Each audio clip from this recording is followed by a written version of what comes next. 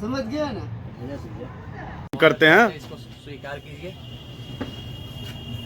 छोटे भाई की तरफ से। खाने के लिए थाली चाहिए, थारी पानी मिल जाएगा। पानी हम तो गुजरात से आप बाढ़ पहुंचे करण भाई, यहाँ तमाम लोगों से आप मिले, रोटी बैंक के भी तमाम लोग हैं, कैसा लगा इन लोगों से मिलकर? अच्छा लगा मुझे। ये देखो कि मुझे ऐसा लगा कि मेरे गुजरात में ही हूँ। मुझे ऐसा लगा कि सब कुछ मेरा ही है, सब मेरा भाई है, ऐसा मुझे देखने लगा है। और अब तो मुझे विश्वास आ गया कि सभी मेरा ही है जी। तो अब जो मेरे लिए इतना कष्ट देता है तो मुझे ऐसा लगता है कि मैया भी मुझे साथ देती है। ये सब मिलाने वाली मैया ही है, माँ कामाख्या मैया।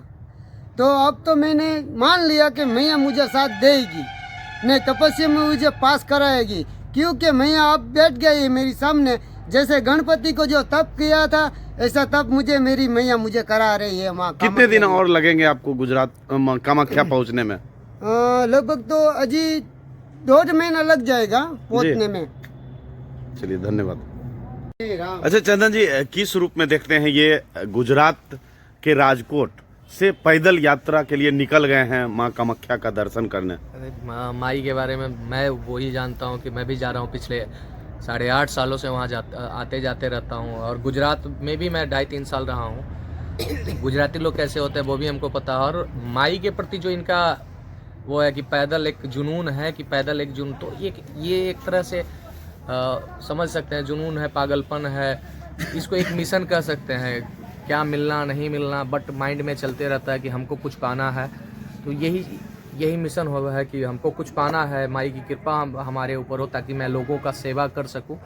बस इसीलिए मेरे ख्याल से कि इसीलिए ये पैदल इतना कष्ट करते हुए वो कामाख्या जा रहा है। इनका कहना है कि रास्ते में कोई मुझे पागल कहता है, तरह तरह की टिप्पणी होता है, इसके बावजूद भी ये मुस्कुराते हुए लगभग 2 महीने से यात्रा कर रहे हैं। तो जुनूनी लोग को अक्सर लोग पागल ही कहते हैं, क्योंकि जो जुनून है कि क्यों पैदल जा रहा है अपना घर का। बहुत सारे लोग होते हैं कि बेकार का घर, यहाँ पे आप किसी का सेवा कीजिए ना तो वो कहेगा अच्छा माई बाप के सेवा नहीं करता है, ये दूसरों का सेवा करता है। तो वही सीख घर से मिलता वही चीज़ है ना। तो वही चीज़ है कि इनके अंदर जुनून है, तो कि माई के पास जाएंगे हमको कुछ ना कुछ प्राप्ति होगी, और वो जब प्राप्त होगा तो हम लोगों का सेवा कर सकें, लोगों का भला कर सकें। मेरे ख्याल से इनका यही सोच है। और हम और ये जो बात की है, क्योंकि हम गुजरात में भी रह चुके हैं और कामाख्या से भी मेरा रिश्ता रहा है, और ये इनका भी कामाख्या से पहले भी एक बार बताए, बात उचित हुई कि हम गए थे पहले, तो फिर हम कुछ बोलना चाहे तो बोले नहीं ठीक है, अभी हमारा चल रहा है। और ये एक प्रकार का तप है और ये तप कर रहे हैं। बाकी माँ कामाख्या जाने इनको क्या फल मिलेगा नहीं मिलेगा, लेकिन तप तो लोग करते हैं। जिस प्रकार से लोग पढ़ाई करते हैं तो किसी को फर्स्ट डिवीजन मिलता है, कोई टॉप कर जाते हैं। मतलब भक्ति में भी ये कठिनतम तप के एकदम मार्ग पे है। हाँ वही चीज है कि जो पढ़ाई करते हैं, जैसे 10th का रिजल्ट आता है तो कोई न्यूज में आता है कि वो टॉप किए, कोई फर्स्ट डिवीजन पास करते हैं, कोई 2nd डिवीजन, कोई 3rd डिवीजन, उसमें भी तरह तरह के मार्क्स होते हैं। उसी प्रकार से जो है तप भी है कि कितना कठिन तप किस प्रकार से किया जाता है। पाने की अभिलाषा से नहीं, हमको जो मिलना होगा, जो माँ कामाख्या चाहेंगी वो मिलेगा। ये एक भक्ति में पागलपन जिसको कह सकते हैं वही होता है। इनसे मिलकर कैसा लगा?